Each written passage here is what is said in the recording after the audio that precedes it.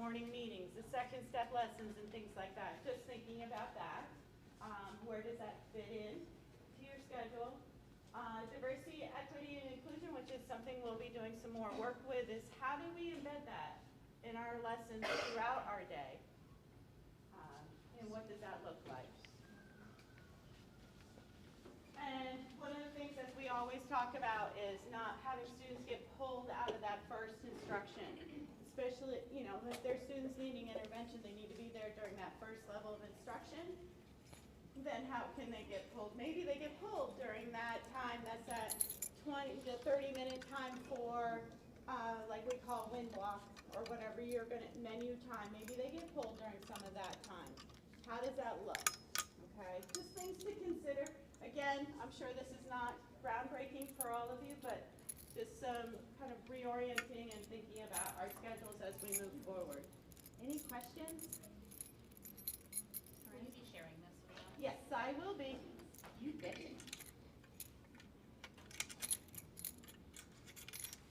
Here's just the school-wide schedule because I wanted you to know, like, doors will open for just the student drop-off, so that has not changed. When students will still continue to be in the cafeteria and then the gym, so we talked about that.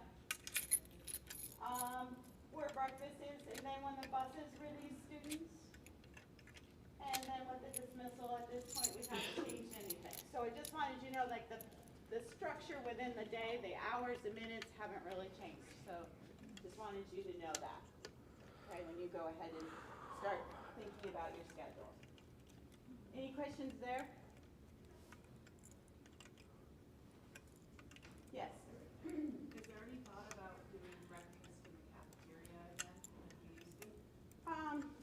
We haven't, but we could. If we do that, I have to think about where the grade level's gonna go to eat, because 5-8 has to eat somewhere else. So that's one of those things. But the kids that come in and get dropped off should be eating breakfast in here. It's the kids with buses, then they're not in the classroom until much later. So we can talk about, if you have an idea around it, I'm just trying to figure out how we get attendance in, know that they're in the building, and they're sitting in here eating after they get released from the buses at 7:50. So just trying to think of that. Yes? So forgive me for saying this, and I know it's more of a middle school issue, but it would be nice to have middle schoolers eating breakfast in here, just because there's always problems in the hallway in the morning. Just a thought, I know that's more middle school, but they're kind of eating outside the gym, being loud, doing different things, being on their phones, and it appears that they're not being supervised. I think they're getting checked in every once in a while. It's also a big That really mess as bothered well. me. Yeah, so I can check with Tim and say maybe they need to think about that. If we give up the cafeteria to middle school, then I'm trying to think of where I'm gonna put all the paperwork. For the ones eating breakfast. They eat breakfast. That's my Right. point. Could they Yeah. eat breakfast in here and then go? Because I encourage them to not hang out in the hallway.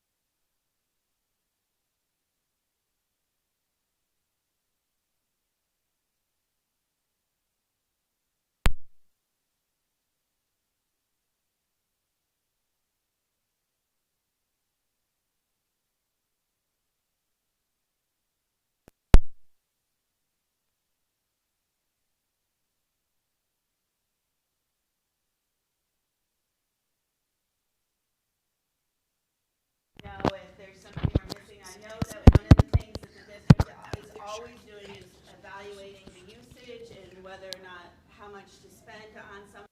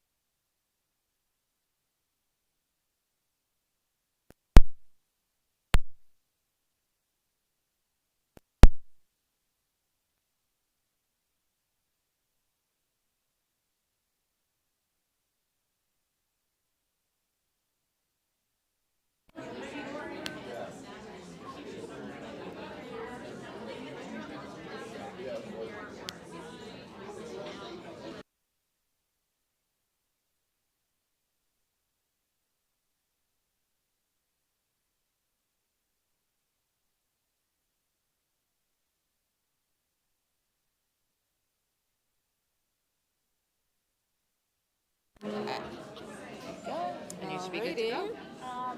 So I'm happy to do your clicking for you if you would like. Totally up to you. Okay, so that's all I have to do? Yeah. And then I'm going to give you this microphone too. Okay. Just for the people who are here. So this is for the Zoom people? Yeah.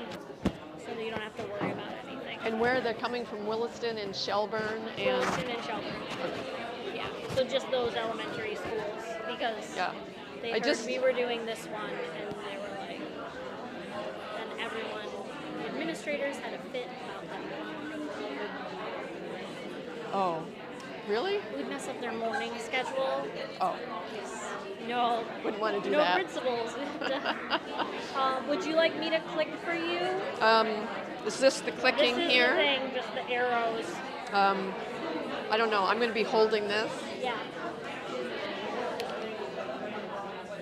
I should be able to do two things at once, right? Yeah, of course.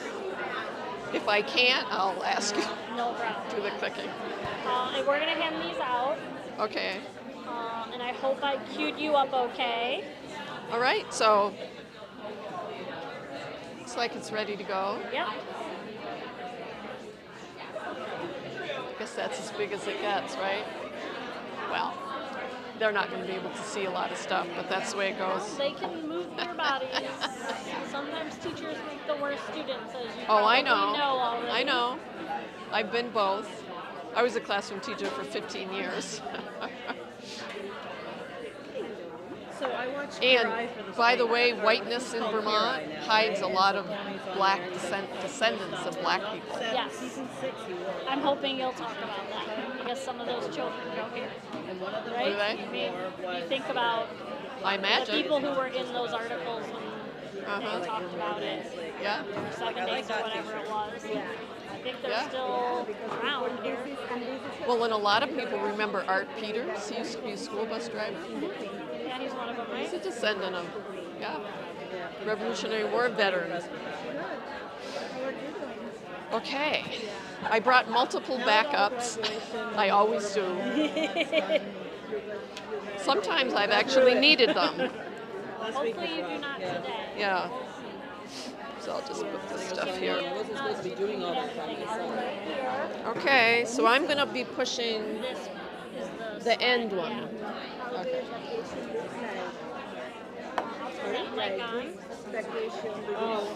Well, I went to end of June.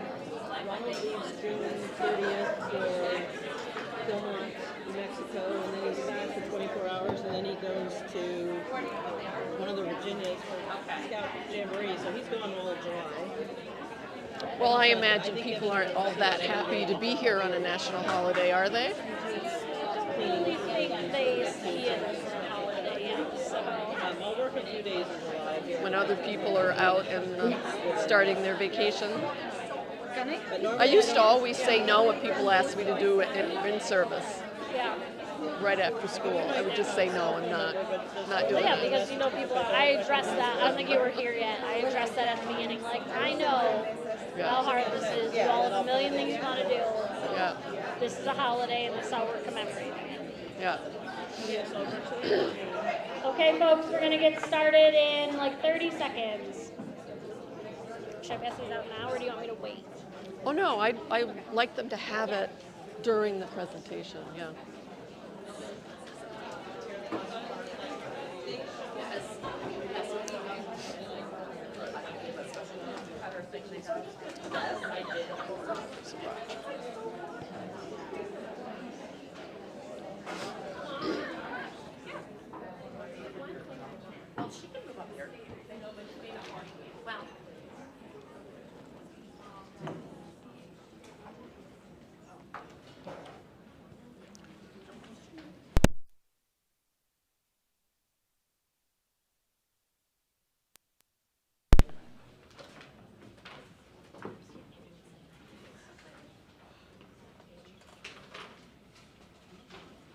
Am I supposed to just dive in?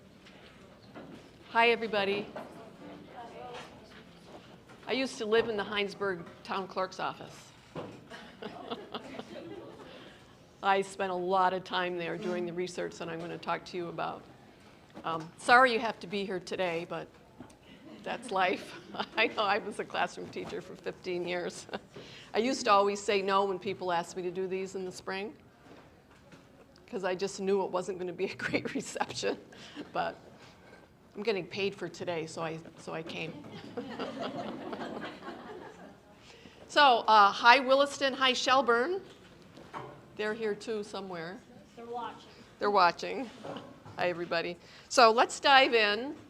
I'm going to tell you a story about Heinsberg today, but there's a subtext to the whole story. And that is the whole idea of progress. And if you look at that top line there, that's generally our idea of progress. We just keep getting better all the time, right? Straight line, just like this. I beg to differ with that. The real story of progress is that jagged line. That's why I'm calling this the jagged edge of progress. And I think the reason that we think that progress goes like this is that we like to teach the high points, right? And if you're just teaching the high points, you get the idea that maybe that's what progress is. But if we taught all the points, the high points and the low points, then we get to understand that as soon as there's a victory for somebody, some minority, person of color, women, as soon as there's a victory, there's pushback. There's pushback, and you go back down again. And then the higher the victory, the more violent the backlash. And that's the history of the world. Not just the history of Vermont, but it's really the history of the world. There's always going to be backlash. And if we're not teaching that there's going to be a backlash, then we are always resting on our laurels, and we miss some really important parts of our history. So let's think about that as we listen to this story today. The high points, the low points, the pushback, the violence, and think about where we are today. Where are we on this kind of a continuum? Some of you in the back aren't going to be able to see these very well, but I'm introducing the characters to the story now. There's, well, I guess you can see it. I hope you can see my big letters. Hannah Lensman, Prince, and Samuel Peters are on this map up in the left-hand corner here. And this map is one that I found all rolled up in the back of a shelf in the town clerk's office one day. I don't think anyone had touched it since it had been put back there. But this is actually Lincoln Hill, which wasn't called that at the time, of course. And Lincoln Hill starts up in that corner. That's the corner of Lincoln Hill Road and North Road up there. And that's where the Peters settled in the 1790s. And then the hill goes like this. And then you'll see in the middle of the hill, there's an L. Clark. And that was the son of Violet Bassett and Shubal Clark, who were at the other end of the hill just before you go over into Huntington. There's no date on this map, but I date it about the 1830s because that's when I know that Lewis Clark had his own farm.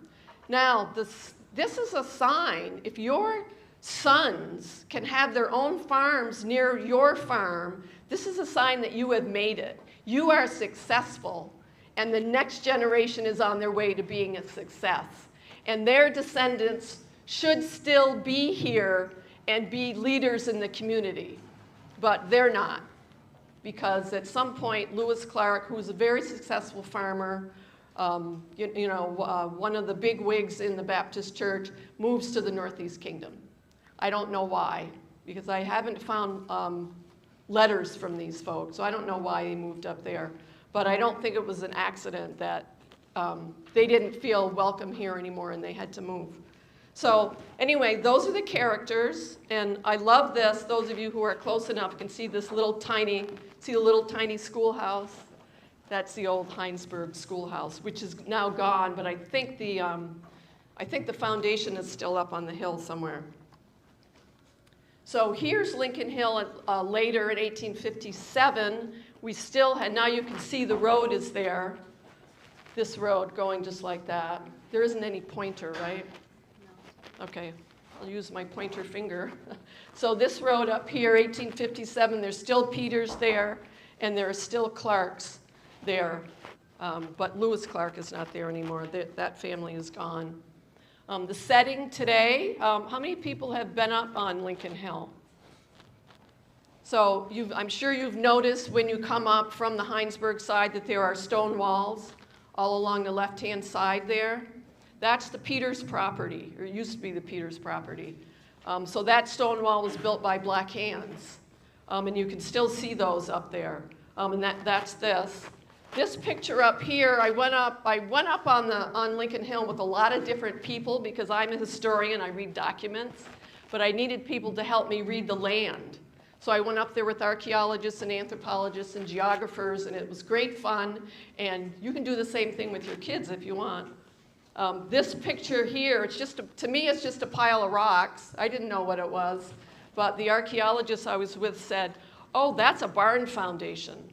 And he knew it because of the dimensions of this pile of rocks. It was exactly the dimensions of barns back in that time period. So the barn foundation is there. The other picture on the other side, which is just trees, there really isn't anything to see. For those of you back there, you're not missing anything.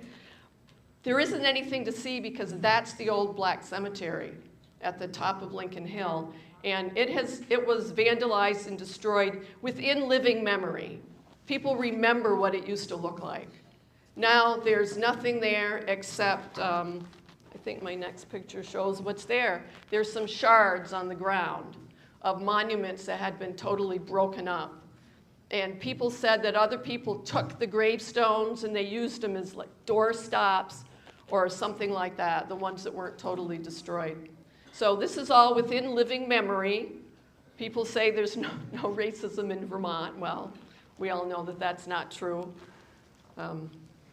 So that's the setting, and those are the characters. Now we're going to go back to 1749. And this is a quote from the town records in New Milford, Connecticut. And this is a quote about two children, Dinah and Jacob, who, when this man, Partridge Thatcher was his name, said that I first had Dinah and Jacob June 1749 of Captain Jabez Dean of Norwich. Said Negroes had been in this country, I think he told me, about 6 weeks. They were children. Just imagine that. I mean, you got to unpack that. These are two little children who had been home a few weeks before, been home with their mom and their dad and their siblings and their aunts and uncles and their cousins in their culture, and then what happened to them? Imagine the terror of these children and all the other millions of people that this happened to. They were kidnapped, they were dragged to a cold dungeon somewhere on the coast of Africa. They were chained in the bottom of a ship, terrified, probably wanting to die, not knowing what was happening to them, and bought by a man in New Milford, Connecticut, to be enslaved. None of us can even imagine the terror of that. They thought Jacob was 11, they thought Dinah was 10. 3 years later, they were married. This was not a choice. They were forced to be married.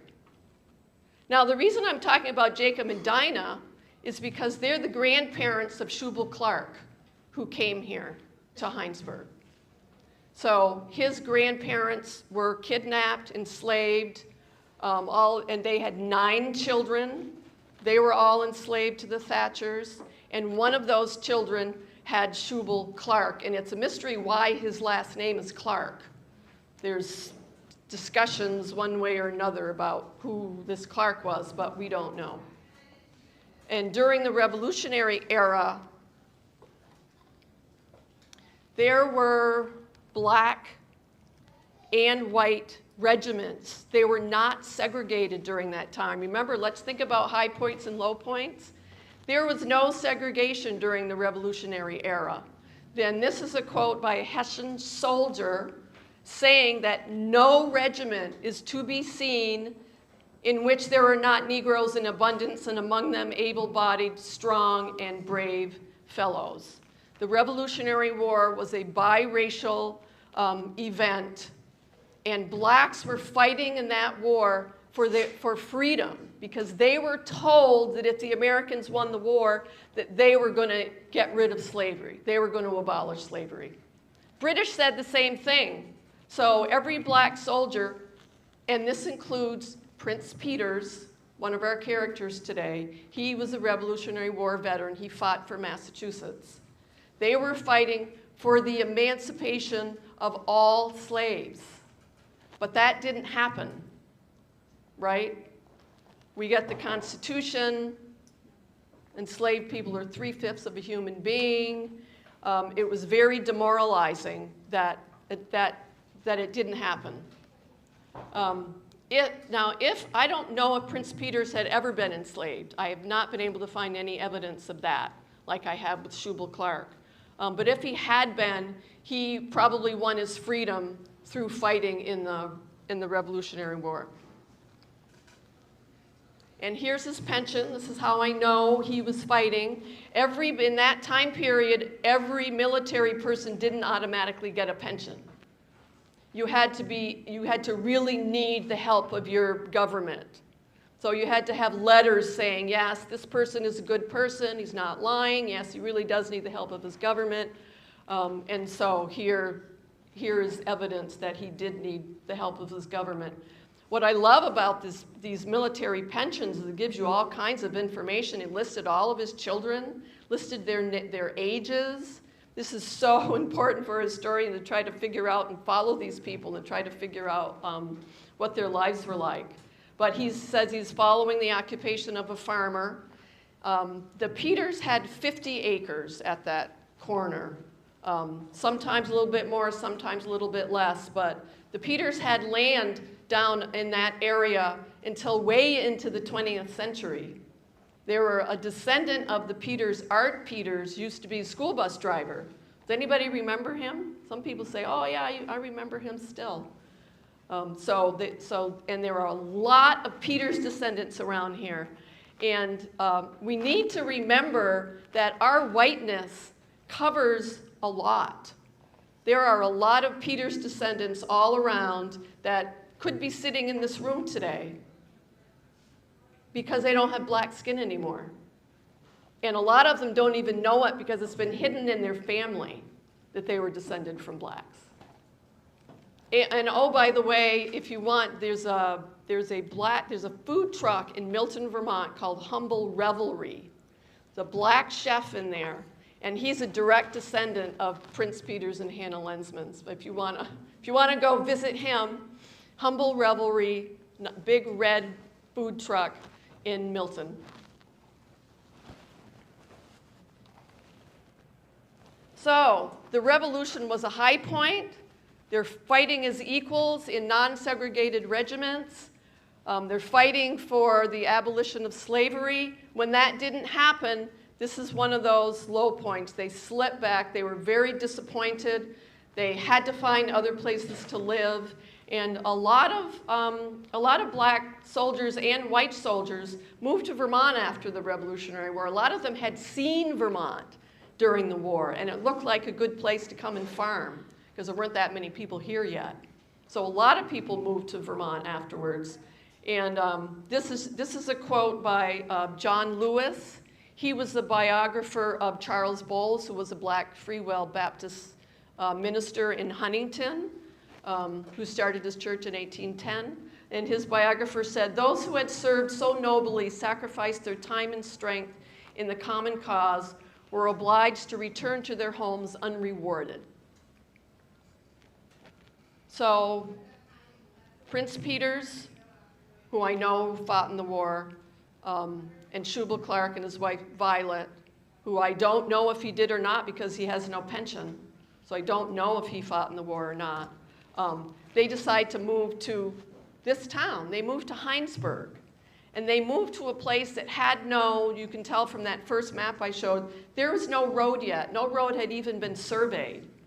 They had to go through forest full of trees 6 feet around, and the canopy was so high and so dense that the sun didn't get through. Nothing grew there except, well, you can imagine what grows there. mushrooms, ferns, all kinds of fungus. You know, it was a dark and dank place. But my interpretation of this fact is, and that's what history is, it's interpretation. It's not the fact that they came here. It's the interpretation of the fact that they came here. My interpretation is, and you might have a different one, is that they wanted to stay away from people like us. They needed to be someplace far away from a white community because of the way they were treated. So they may have moved to Heinsberg thinking, well, we're going to be isolated, we're going to be away from the white community. It may have been what they wanted to do, but they actually became integrated into the farming neighborhood on Lincoln Hill. These quotes aren't that important. What the quotes say is that Shubal Clark and Violet Bassett Clark became members of the Baptist Church. And this was in 1815 and 1816. They became, this was a biracial church, and I found a lot of other of the Peters and the Clarks joining this biracial church. This was not the Free Will Baptist Church of Charles Bowles. This was a very conservative Baptist church. They believed in predestination. They were very conservative members of this church. And Shubal became a leader in the church. He was put on committees when people had fallen away. They weren't acting the way the church thought they should be acting. He was on a committee. He was always the only black man and 2 other people on the committee. There were 3 of them that would go try to talk people out of their wayward ways and come back to the church. I found only one incidence of a woman saying that she refused to talk to him because she didn't use the word black. You know what word she used. But because he was black, she refused. But I found only one incidence in all the church records about that. So they were integrated into the church. This is an account book that I found. That was at UVM. I found stuff all over the place. This account book talked about Matilda Dorsey coming to the store and buying the butter of Miss Clark and the butter of William Langley. So they were integrated into the economics of the community. They were bringing their butter to the store to be bought by other people in the community. And I'm sure most of you know making butter is an art. So they knew that they were making really good butter. Of course, William Langley wasn't making butter. He was married to a woman who was making butter, but as soon as she marries him, she loses her name. So Miss Clark, I'm assuming, was Phoebe Clark, which was, and I had them pass out those charts there. In case you lose track of people, you can look on the chart and see what generation I'm talking about. But Phoebe was one of the children of Violet and Shubal Clark, and she was not married at this time, so I think that's her.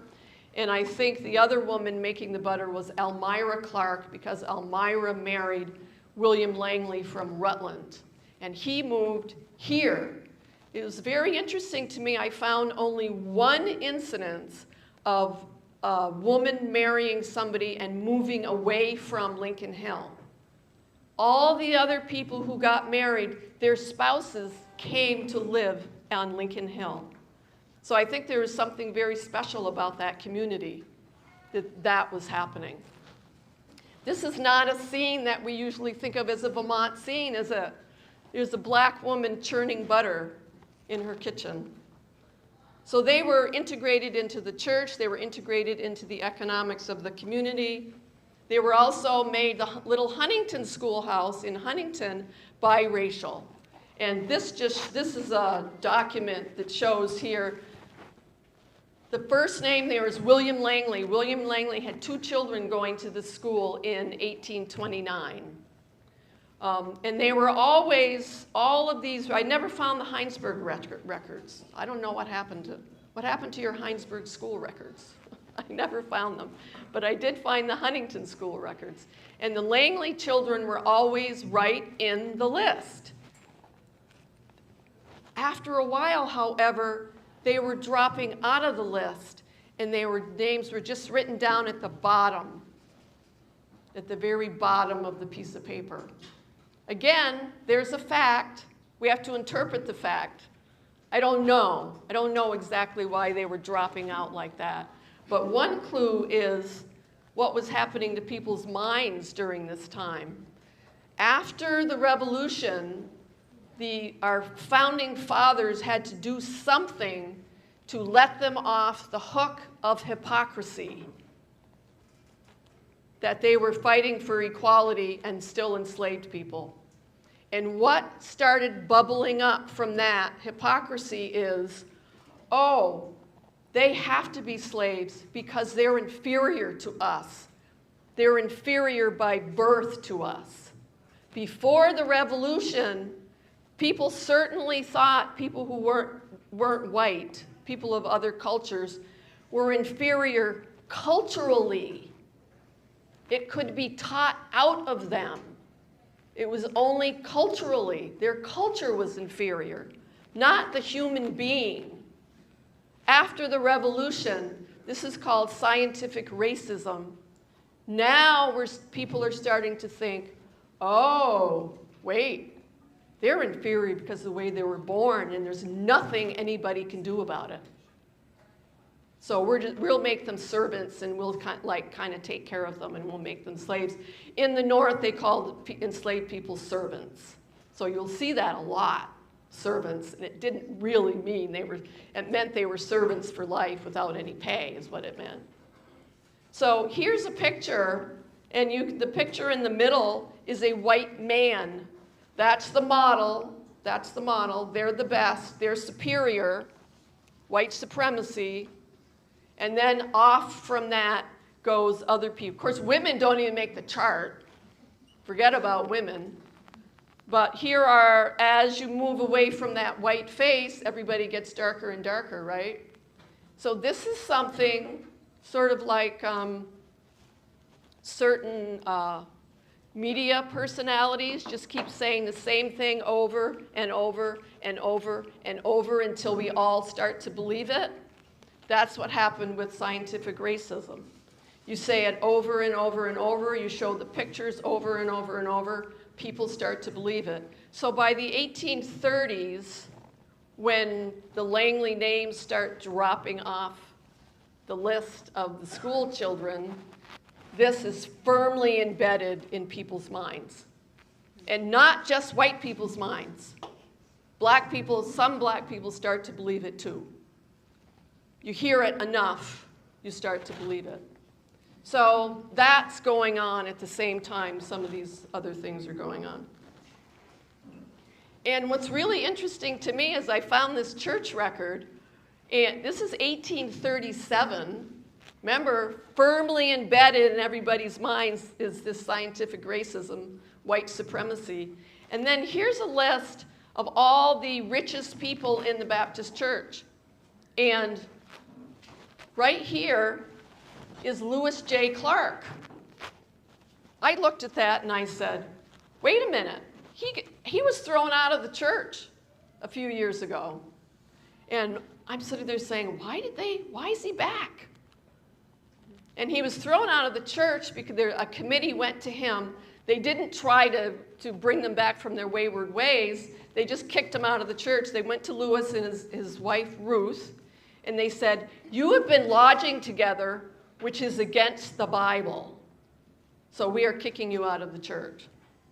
Now, lodging together, interesting term, right? What do you mean they were lodging together? As far as I was concerned, they were married. They had 4 children. They had that nice farm on the same road as their parents. So I had to think, I wonder if it had anything to do with the fact that Ruth was white. I don't know. I don't know. But that's, it's an idea that bubbles up. Maybe it had to do with that. Maybe they weren't really married. I don't know. I never found a marriage certificate. Maybe they weren't. However, a few years later, 1837, there's a depression in the country.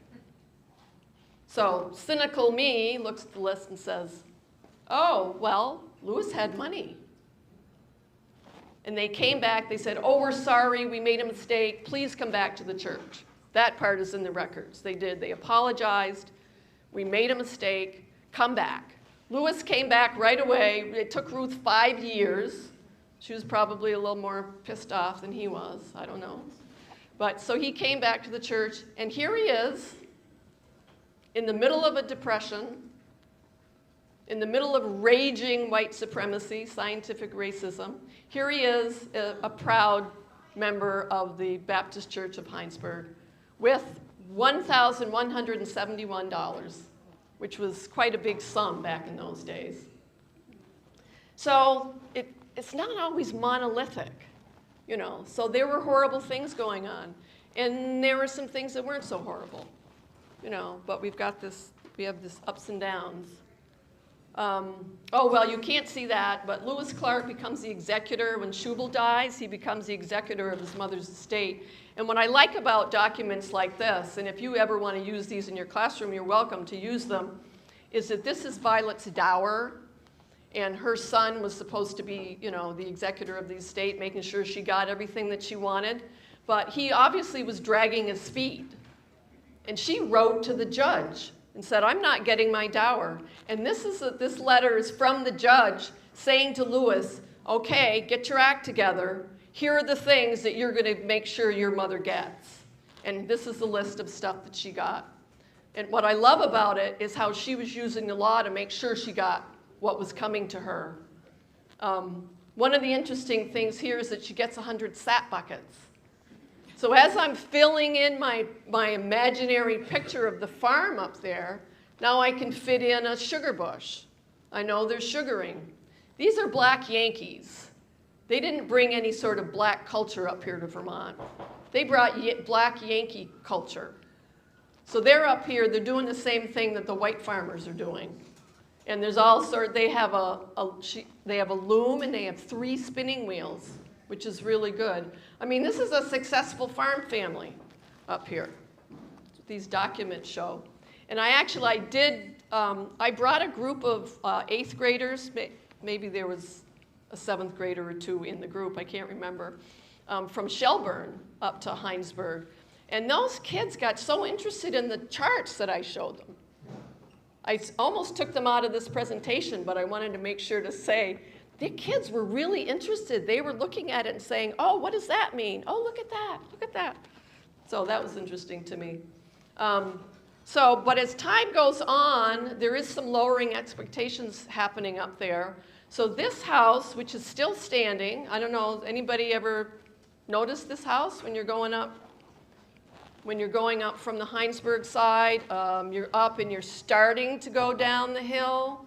And on the right-hand side is this little house. It looks nicer than this now, but it's still there. This is the house. Remember I told you Elmira Clark married William Langley. This is the house that they lived in up there, and it's still there. And this is just an example of what started to happen up on the hill. It's really interesting that when William, 10 years before this is a court case. William had to take Amanda Norton to court because 10 years prior, he had gotten a bunch of sheep and a bunch of cows from her father that he could bring to his property and keep on his property for 10 years. And it says here in the court case that that was customary amongst farmers. I thought this is just a wonderful idea that these farmers were helping each other. The reason that William Langley wanted all those animals was for fertilizer, to keep the land fertile. And other farmers said, sure, take these. At the end of 10 years, William Langley was supposed to give back the same number of animals. But think about that. What happens in 10 years, right? You got more than those animals. So he had to give back the same number of animals. He had to give some wool from the sheep. And he had a little bit of cash he was supposed to give. So the father dies. Amanda Norton takes over. William Langley goes to Amanda and says, I'm ready. Here's all the animals. Here's all the wool. He said, I'm a little short on cash, but I'm getting that to you soon. She said, oh no, that was a mortgage. If you can't pay it right now, I'm taking all your land. I'm taking your 50 acres. So he took her to court. Another example of people, they knew what their rights were. They knew how to use the courts. He took her to court. She eventually has to admit, okay, I knew it wasn't a mortgage. I knew I wasn't supposed to have that land. And he wins. And the judge gives him a little bit more time to get the cash together, and he gets it, and their land is saved. But it was a moment of real terror, I'm sure, that they thought they might lose everything. But a little closer look at this house. I passed this house a million times. I never thought I'd find a house still standing from this community. But one day I just looked at it and I said, oh my gosh, how long does it take for this, old brain to finally see what's right in front of me? You take off the porches, you take off all the additions, and there's just a cute little cape with an off-center chimney. That was built about the time that William Langley and Elmira Clark got married. I was like, oh my God, this is it. I went around back. Nobody was home that day. I went around back to see if I could see the foundation. Very old stone foundation, beautiful, still there under the original part of the house. I eventually got to go inside the house. The huge beams are still there. I was giving a presentation by Zoom once, and I showed this picture, and this voice comes and says, I live in that house. I said, are you there now? She said, yes. I said, can you show us? So she took her computer and she showed us around the house. That was pretty exciting. A really important piece of this house is that it has been documented as being on the Underground Railroad. These are blacks helping blacks. Another story we don't hear. Whites always seem to be the hero of stories for people who freed themselves. Here we have blacks helping blacks. We even have a letter from one of the Langley sons, which I'm going to talk a little bit more about in a minute, saying that they entertained a man from Cuba there. How do you get from Cuba to Heinsberg onto Lincoln Hill? And he knew his whole story about how he had escaped and blah, blah, blah. So it's been documented as being on the Underground Railroad. And it's right here in your town. A lot of the stories, I'm sure you know, about every other house being on the Underground Railroad is not true. They're just not true. If they find anything where you can hide anything, it's, oh, it must have been on the Underground Railroad. My answer is no, that was for prohibition. That was for alcohol. It wasn't for hiding people. Generally, if black people got up this far north, they were safe. And they actually have documents proving that at Rokeby, which you could use if you want to. I never found any graves of the earliest Peters. I don't know where they're buried. Most people had a family cemetery. There may be a family cemetery hidden somewhere, but I was talking to the man who owned the second house that the Peters had, and he said he's been around back there. He never found anything, but who knows? I don't know where. The only one I found was Charlotte Peters. She's married to, there's Prince and Hannah. One of their sons was Josephus, and he marries Charlotte. She's the only one I found. What's the name of that cemetery on Route 116 across from the golf course? There's a little cemetery up there. You know what I'm talking about? 116. Next time you're going along 116 and you know where the golf course is, right? Just look on the other side. And there's an old cemetery there. And Charlotte is there. And I looked at every other name in that cemetery, and they're all white. So I'm not sure why she's there, why she was allowed to be buried there. It is near the house where her husband and her sons used to work for Augustus McEwen, which is on Old 116, that little teeny. They used to work, that beautiful white house. there that's still gorgeous. They used to work for them. They worked for them for a long time. And the front of the book has some black men on the front, and they're standing in the driveway of that house. So maybe it's just because it was near where they worked, or maybe there is some evidence that she may have been Abenaki. So maybe she had white skin and was allowed to be buried there. I don't know.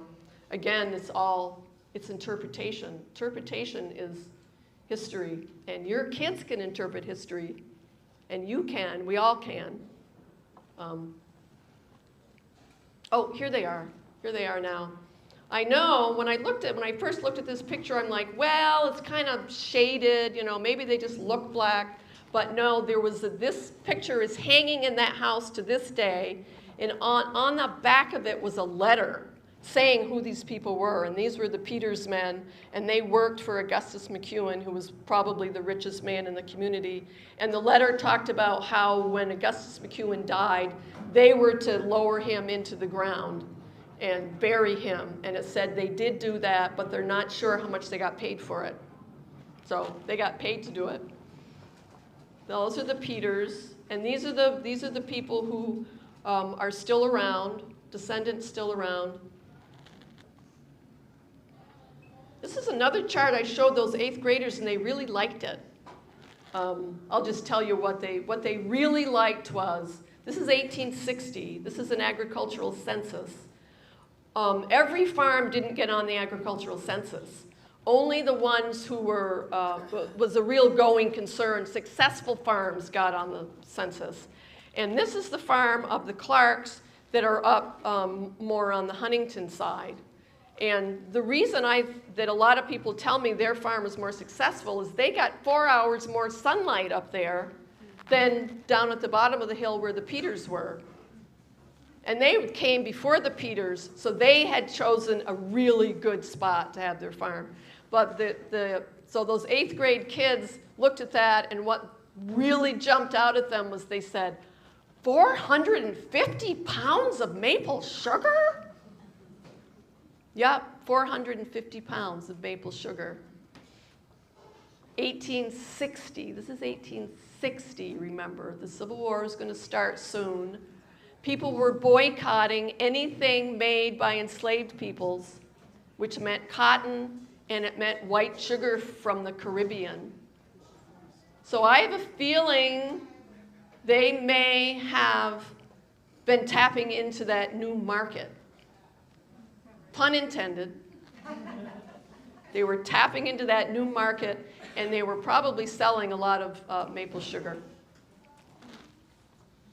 But this is a chart, and then they were really looking at this. 32 pounds of wool, they only had 6 sheep. How's that possible? So, so I'm just saying, kids can get excited about this. We might not, but kids can get excited about it. They loved interpreting what it all meant. So that was fun. Now, let's just jump into the Civil War for a minute and follow. The Peters men stayed home during the Civil War. They joined the local militia. It's actually by now it's the Langley men and a Langley cousin who all moved up there and lived up there. So 4 men from the Hill went to fight in the Civil War. After the Emancipation Proclamation in 1863, they were finally allowed to join the military, and 4 of them went, and they all went to the Massachusetts 54th, which oh, that's weird. Anyway, it's a very weird slide. They all went to the Massachusetts 54th, which was the first northern black regiment. People usually say the 54th was the first black regiment. No, it was the first black regiment in the north, and we're going to talk about black regiments in the South. But black people consider this the second revolution. The first revolution hadn't worked for them. They hadn't gained abolition of slavery. This is the second revolution for blacks. And over 180,000 fought in that war. Soldiers and sailors fought in that war and finally pushed the Union to victory. So they all went to fight in the Massachusetts 54th. When Loudon Langley, who was the sixth child of the Langleys up on the hill from the house that was on the Underground Railroad, Loudon Langley gets down there.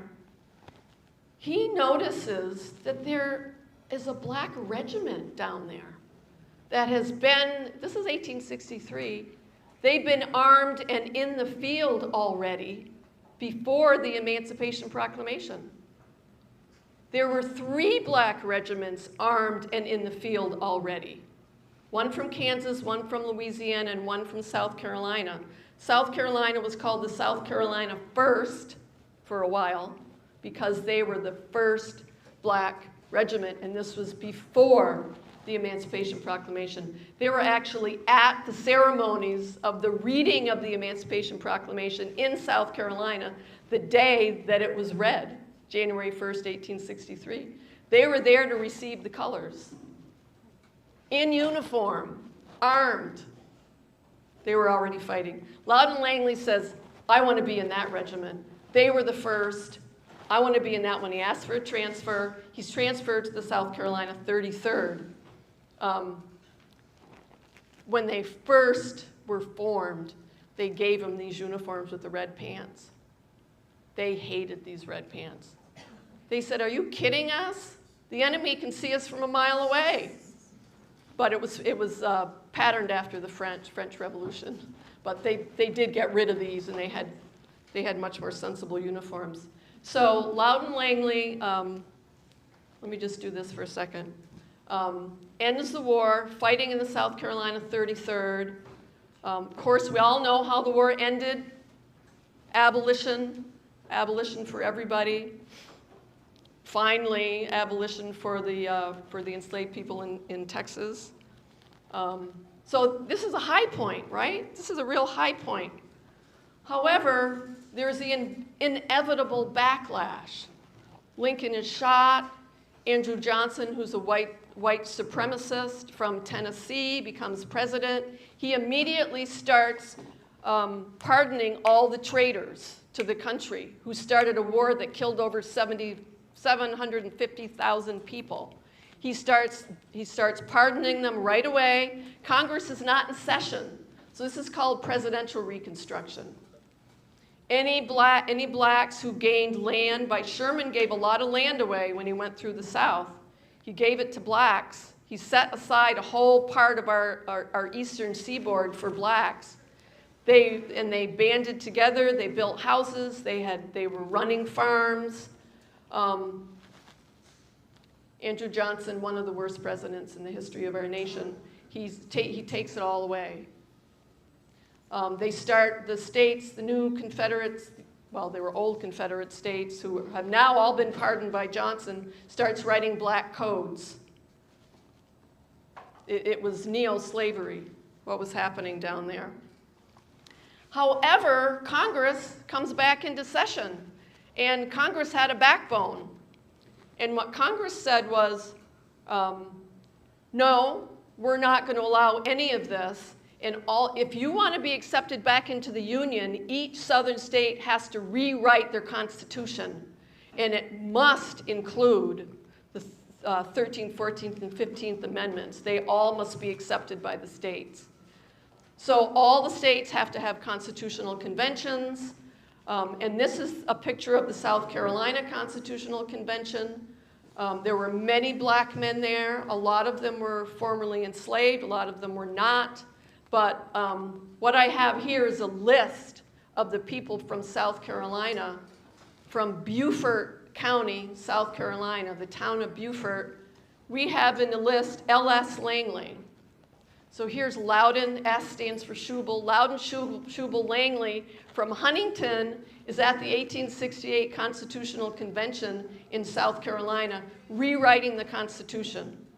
Newspapers wrote about him a lot. They said he was like a steam shovel. One of them said he was loud-mouthed about justice. Go Loudon.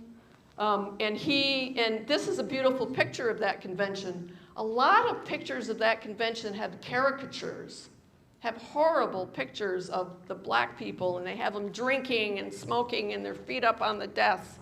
This happens to be a very nice picture. They were majority radical Republicans. This was a time when the Republicans were radical. They were loudmouthed for justice and social equality. And South Carolina wrote one of the most progressive constitutions of all the Confederacy. It's still the Constitution they go by today, partly written by Loudon Langley from Heinsberg and Huntington. Then I went down there with a group of teachers once, and I knew that for some reason Loudon Langley had stayed down in South Carolina, but I didn't know why. So why would a black man bring his family down to South Carolina during Reconstruction? Because I always had this weird idea about Reconstruction because I hadn't been educated in what really happened during Reconstruction. So I went down there, I went to a museum, and I told this woman I was looking for this man, and I did find out from the town records that he had became the town auditor down there. So I said, he was the town auditor in the 60s and 70s. She said, oh, was he black? I said, yeah, but how did you know that? She said, everybody in power after the Civil War was black. And my head went, What are you talking about? I hadn't been taught that. I don't know about you. I don't know what you learned about Reconstruction, but I never learned anything about it except that it was a failure. But now I know it was a failure of every branch of our government that doomed Reconstruction.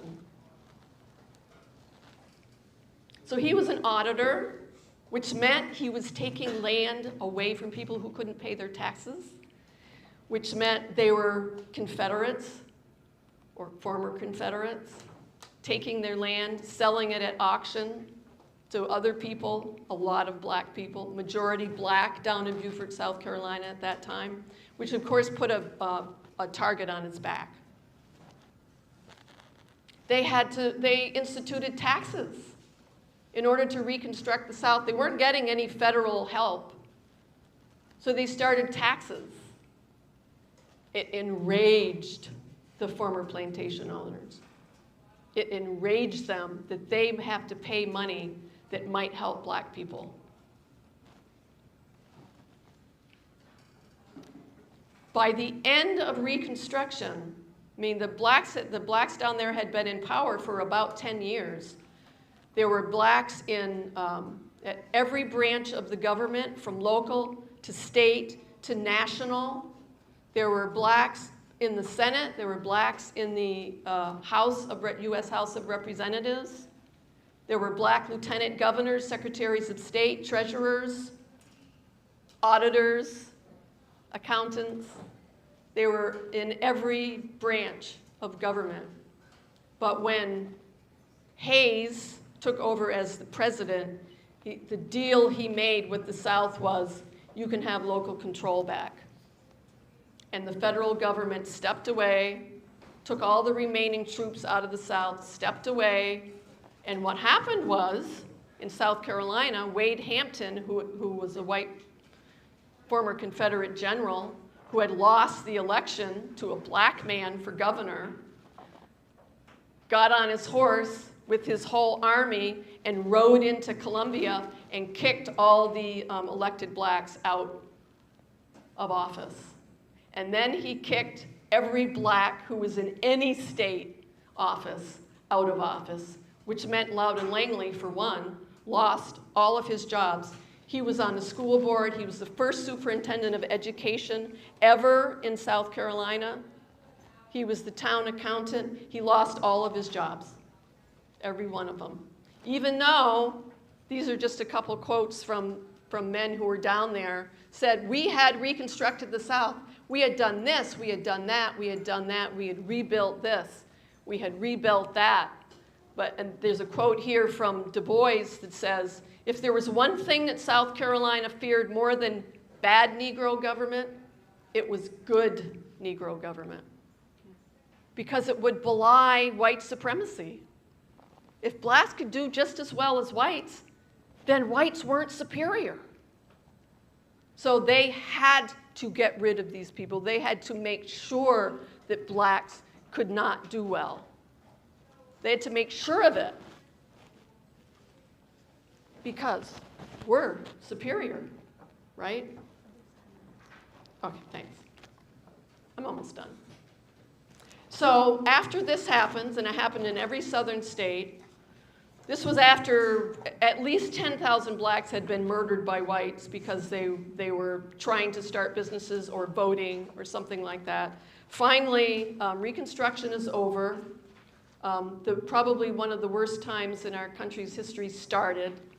Loudon Langley became this is a federal position, so he was appointed by probably Hayes to be an assistant lighthouse keeper. So he had a job, but the job was climbing up 151 stairs with very heavy oil cans. And he had had a back injury during the war, and it was very bad for him. And he died young, and he's buried in the National Cemetery down in Beaufort, South Carolina, along with his brother. His brother is also, one of his brothers is down there. The other brother moved back here and is buried in Williston, Vermont. And he had a farm there for about 10 years. But here he is in the North. I'm going to finish up with some things happening in the North. In the North, they're still clinging to hope that there's some kind of equality for blacks. This says Anthony and Williams and Company, fashionable barbers. They were in Burlington, across the street from City Hall. They did very well as barbers, but the Williams in there is a descendant of Shubal and Violet Clark. He moved to Burlington. He became a barber with Abiel Anthony, who was a black man from Burlington, whose house has also been documented as being on the Underground Railroad.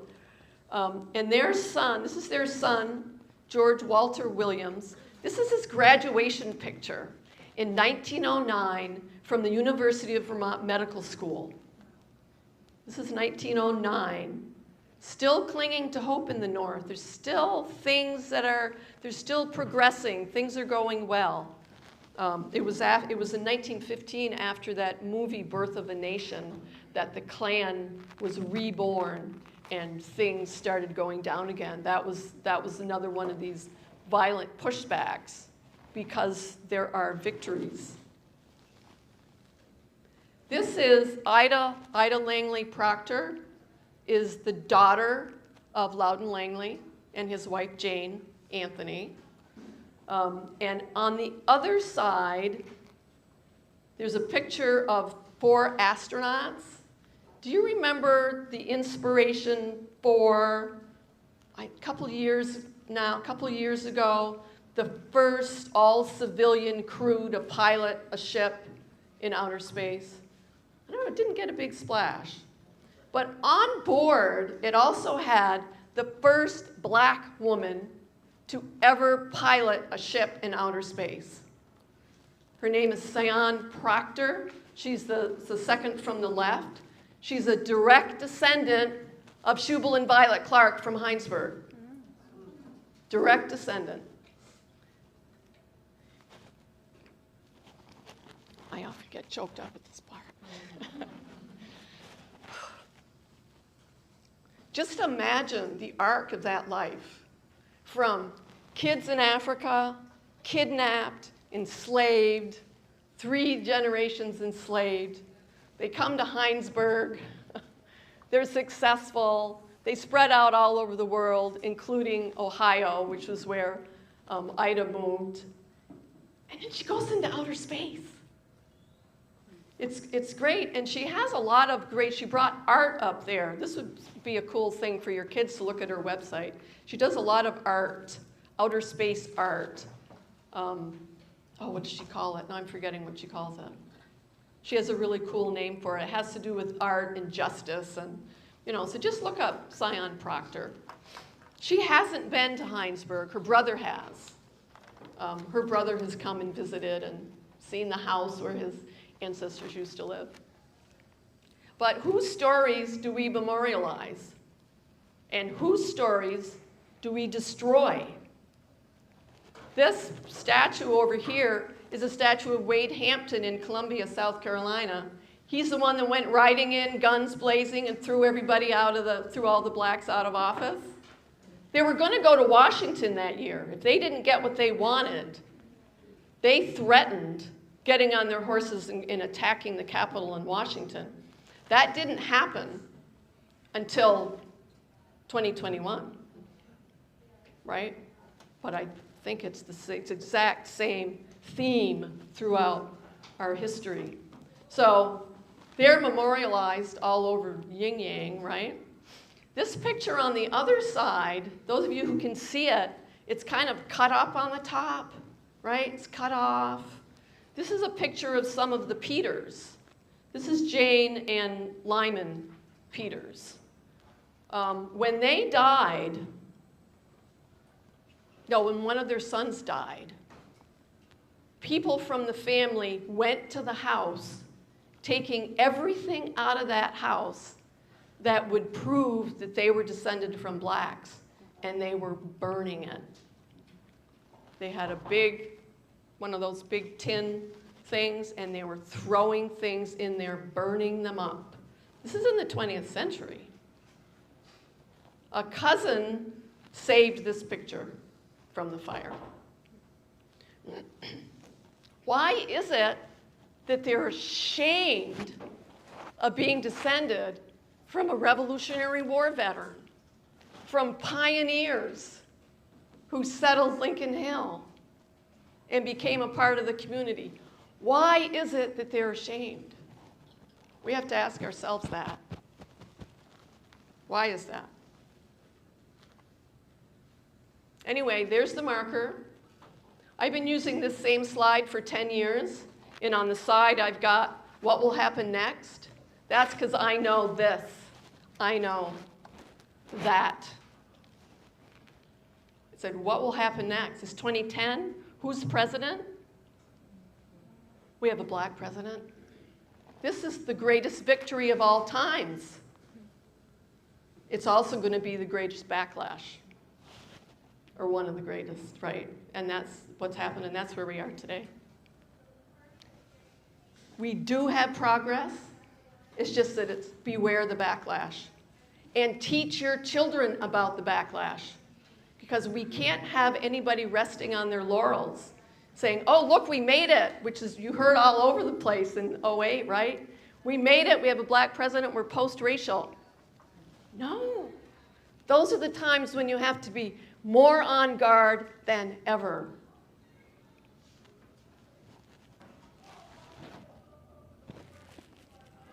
Thank you.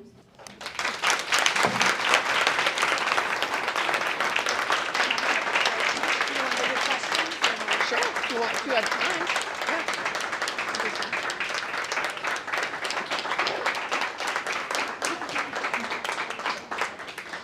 So before Elise heads out, if anyone has any questions they would like to ask, you can. And also please know that there are teachers' guides about this history. The book is in the library at all the sending schools.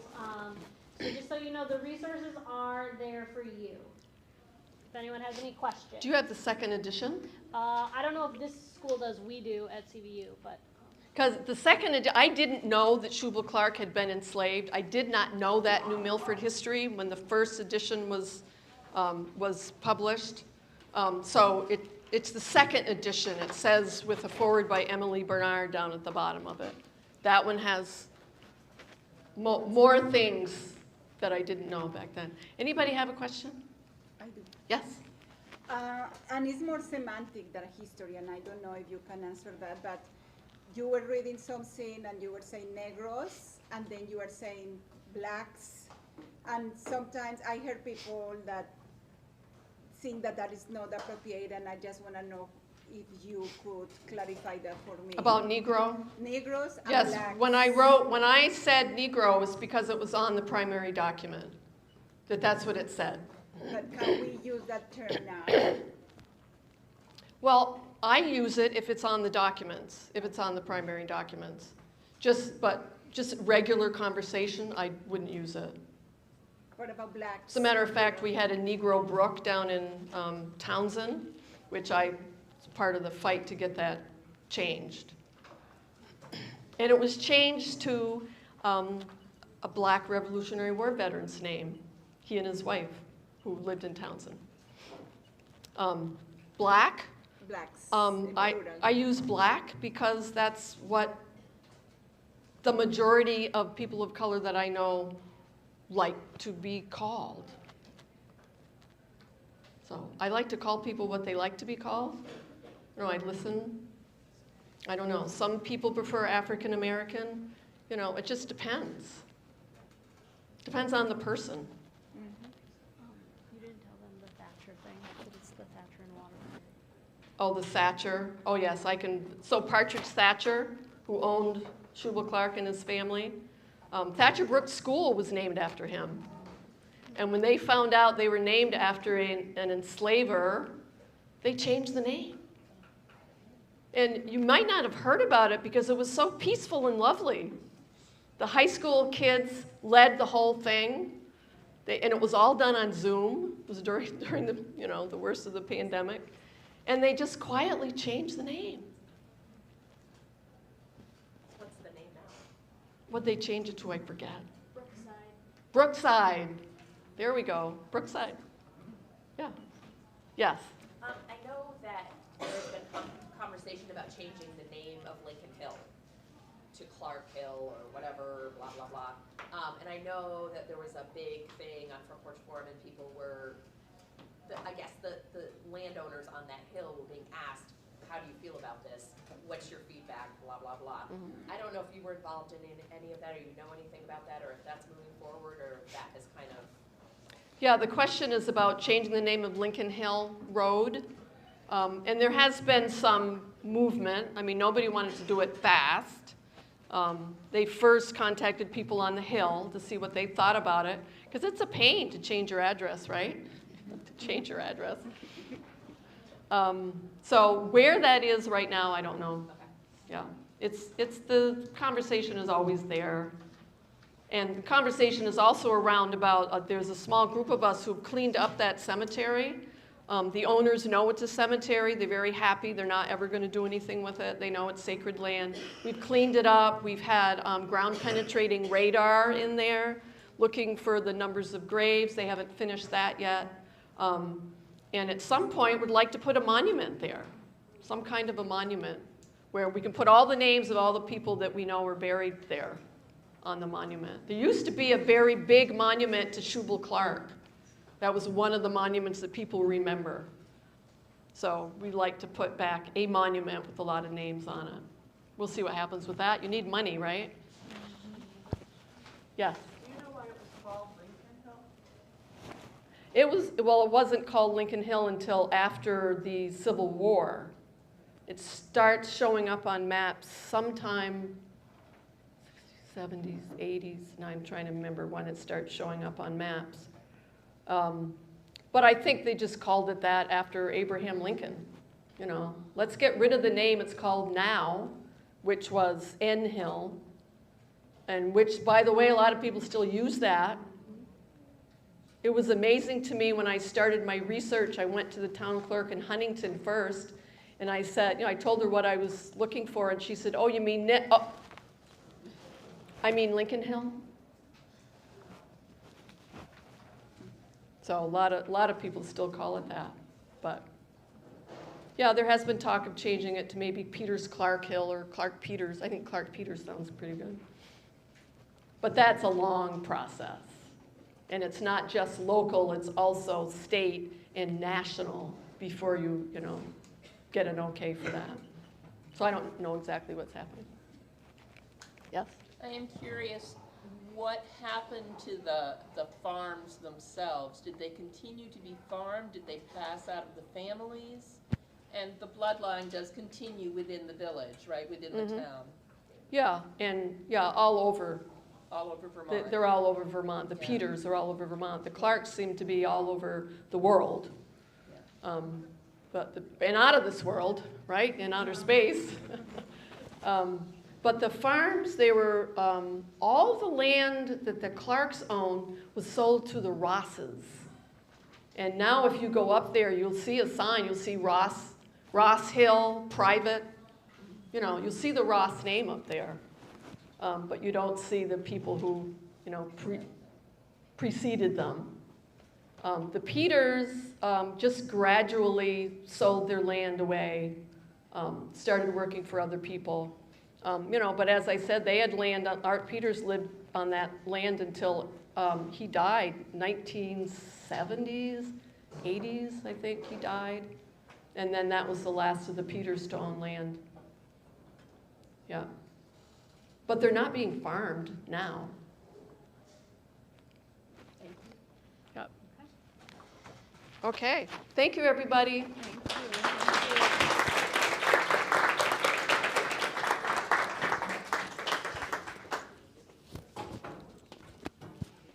Okay, thanks again for your presentation. So now